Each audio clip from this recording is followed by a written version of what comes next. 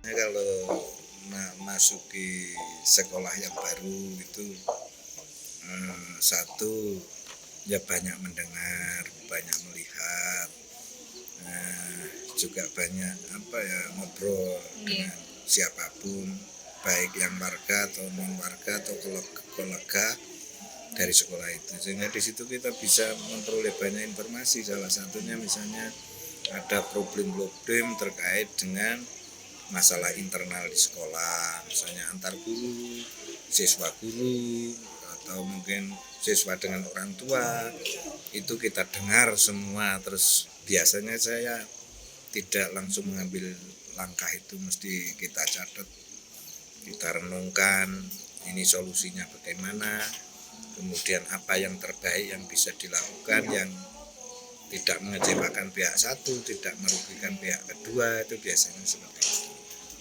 Jadi misalnya di sekolah kita itu kan ada masalah, misalnya ada beberapa hal yang bisa kita lakukan. Salah satunya misalnya masalah antar guru gitu ya. Masalah antar guru itu memang banyak orang ya begitulah ya, satunya sepakat, satunya tidak sepakat. Misalnya satunya butuh A, satunya butuh B. Misalnya Pak Rudi ini mengusulkan ini alat kita rusak untuk praktek rusak, tapi satunya juga menghendaki ada usulan yang juga sangat dibutuhkan. Itu ada hal bisa jadi Pak Rudi dengan mungkin Pak Dani, kok itu yang di sini, kadang seperti itu. Itu ada beberapa hal yang bisa kita pikirkan, kita renungkan. Yang kita pikir kalau sebagai kepala sekolah itu banyak hal ya. Satu misalnya kalau membelikan Pak Rudi, kondisi keuangannya bagaimana, terus manfaatnya itu bagaimana, terus kondisi yang alat yang sudah ada itu masih bisa dipakai apa tidak, itu jadi kita menggunakan semacam skala prioritas juga terkait dengan kemanfaatan alat itu menjangkau seberapa banyak juga. Jadi hal-hal kecil begitu kadang menimbulkan konflik, gesekan antar kebutuhan gitu.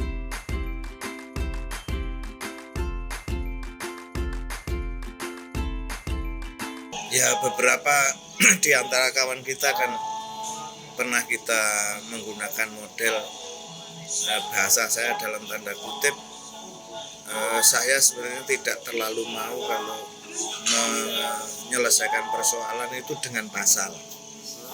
Saya mengistilahkan itu secara kedinasan begitu, saya sebenarnya tidak terlalu mau. Saya lebih mengutamakan problem itu diselesaikan secara humanis. Jadi dengan ngobrol, dengan musyawarah, dengan berdialog gitu untuk menyelesaikan masalah itu. Tetapi kalau itu buntu, ya senjata kita akan main aturan.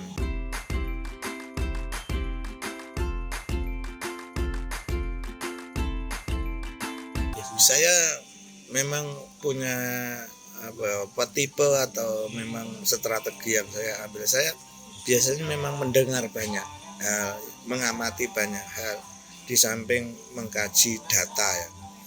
Misalnya kalau ada problem terkait dengan kepegawaian, itu yang kita lihat ya banyak mendengar dari kawan-kawan, dari tim manajemen, dari lintas sektoral yang memiliki hubungan baik dengan kita, di samping juga mengkaji data historis terkait dengan kinerja kalau hubungannya dengan misalnya kepegawaian. Dan itu saya pikir sangat lengkap ya, sangat lengkap. Artinya kita tidak kaku lah. Misalnya pendapat si Bu Tuti begini, Bu Ani begini. Bahkan kalau itu sudah mencapai hal yang agak rumit, kita minta pendapat juga ke atasan kita. Itu sehingga problem itu tetap diselesaikan secara humanis.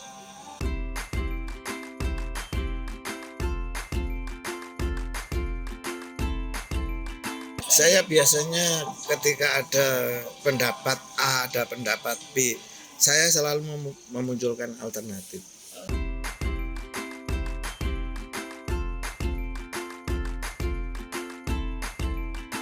Tetapi ada hal yang paling saya berat ketika keputusan itu kita ambil berkaitan dengan siswa. Itu saya sangat berat. Beratnya begini, misalnya siswa ada kasus, dan kalau kita skor menurut etika, menurut perilaku, kasus itu sudah melampaui batas itu berat sekali. Dalam hati itu tantangan yang saya sangat sulit mengatasi. Misalnya begini, siswa ini harus dikembalikan ke orang tua, itu berat bagi saya, tantangan yang paling berat, dan saya belum bisa menemukan satu solusi yang tidak harus mengembalikan ke orang tua misalnya kalau sudah melampaui batas.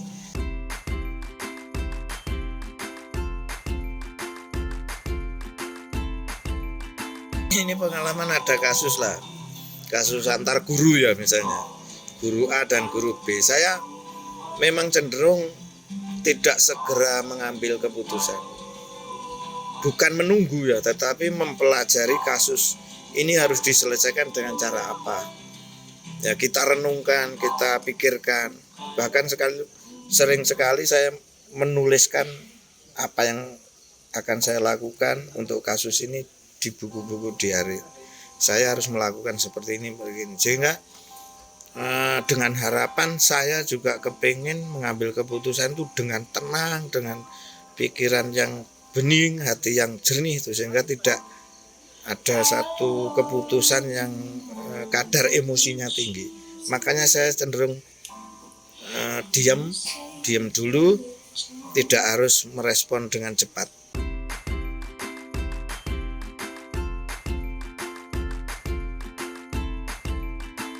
Kalau di lingkungan saya kan ada dua, ada lingkungan keluarga, kemudian ada lingkungan kerja. Yang paling dominan ya di lingkungan keluarga. Saya sering mendiskusikan problem-problem dengan istri, sering menyampaikan juga problem-problem dengan kawan di luar sekolah yang sama-sama jadi guru, sama-sama jadi kepala sekolah. Dan memang apa itu karena perjalanan hidup dalam konteks tertentu, dalam waktu hitungan menit atau detik saya bisa mengambil keputusan. Kalau memang itu harus diputuskan secara mendadak, bisa. Dan itu karena ada referensi yang pernah dilalui ya, sehingga lebih cepat. Tetapi dalam konteks-konteks pekerjaan, dalam konteks-konteks kebijakan yang membutuhkan jangka lama, saya cenderung mengajak ngobrol kawan, mengajak ngobrol tim manajemen, mengajak ngobrol keluarga juga.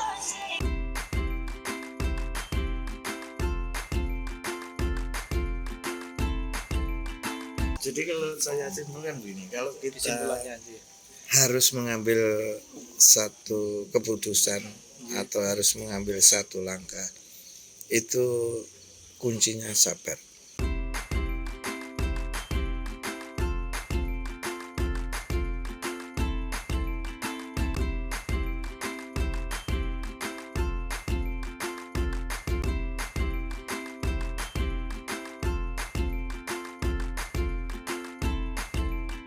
Saya biasanya melakukan beberapa uji juga. Saya minta pendapat dari beberapa teman, kemudian ada juga dari luar sekolah. Kalau wali murid, kalau misalkan dengan wali murid gitu ya, saya memanggil dari rekan guru, perwakilan wali murid juga, dan juga dengan yayasan. Kemarin di tahun ajaran kemarin itu Pak ya, kita kan punya program itu parenting. Parenting itu merupakan salah satu memang program yang dianjurkan pemerintah karena anak usia dini itu masih sangat perlu pendampingan orang tua, di mana pendidikan di sekolah sama di rumah itu harus sinkron, selaras untuk mewujudkan nanti tujuan pendidikan, kemudian karakter itu biar selaras ya. Nah, ini kita selenggarakan parenting itu setiap bulan. Nah, ternyata karena kondisi di lembaga kami itu orangnya sibuk, akhirnya bisa berjalan. Itu dampaknya besar loh Pak Rudi. Tahun kemarin murid kami anjlok. Karena seperti itu program kita setiap bulan. Akhirnya kita sharing kenapa sih kok seperti ini. Ternyata itu kendalanya.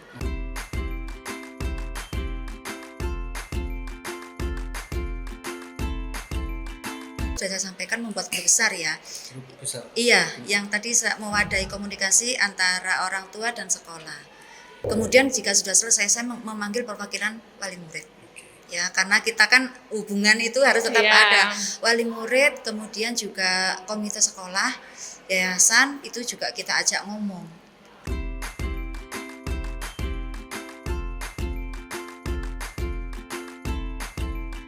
Sebenarnya saya itu refleksi diri dulu. Refleksi diri. Iya, saya refleksi diri dulu. Apa sih yang sudah saya lakukan gitu. Tadi sudah saya sampaikan membuat grup besar ya. Grup besar. Iya, yang tadi mewadahi komunikasi antara orang tua dan sekolah. Lah, itu gimana caranya tetap bisa memberikan pendidikan kepada orang tua untuk membantu perkembangan pertumbuhan murid tadi.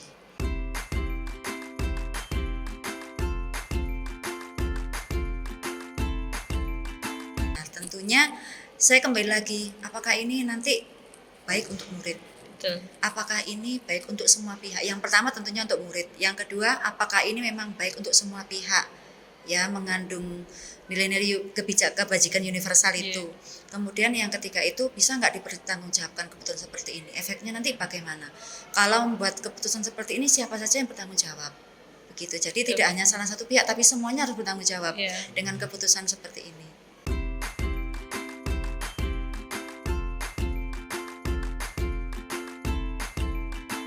Tantangannya itu biasanya ya wali murid itu kan biasanya egois yang pentingan seperti tadi kan, saya sibuk ya sibuk kan begitu ya. Kalau komite sih seperti itu, ayo cepat waktunya ini, kalau nggak selesai kita juga ada agenda yang lain gitu kan ya. Kalau guru biasanya telaten.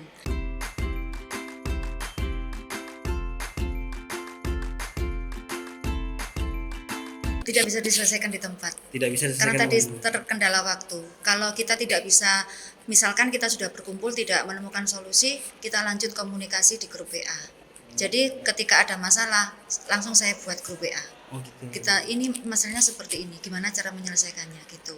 Kapan? Kalau bisa diselesaikan di grup, ya sudah kita mengambil keputusan. Saya mengambil keputusan pun saya sampaikan bagaimana seperti ini. Ini tanggung jawab bukan hanya di saya, tapi semuanya sebagai tim ini tadi ya, stakeholder tadi ya. Ya semuanya saya gitukan. Terus kalau misal nggak bisa Bu, kalau diselesaikan di WA kita harus ketemu. Oke, ketemunya bisa kapan? Yang menentukan mereka, bukan saya. Oh. Begitu.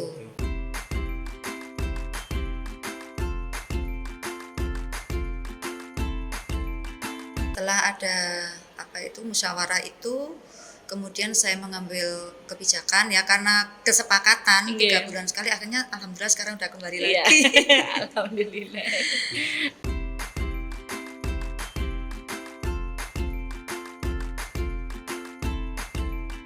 Dalam menyikapi suatu masalah itu kita harus menggunakan berpikir lambat ya, tidak berpikir cepat ya, karena harus tadi dasar-dasar pengambilan keputusan itu harus kita pertimbangkan dalam-dalam. Siapa saja yang terdampak, kemudian siapa saja yang bertanggung jawab, dengan siapa saja kita bisa berkolaborasi, nah untuk mempertanggungjawabkan keputusan itu tadi.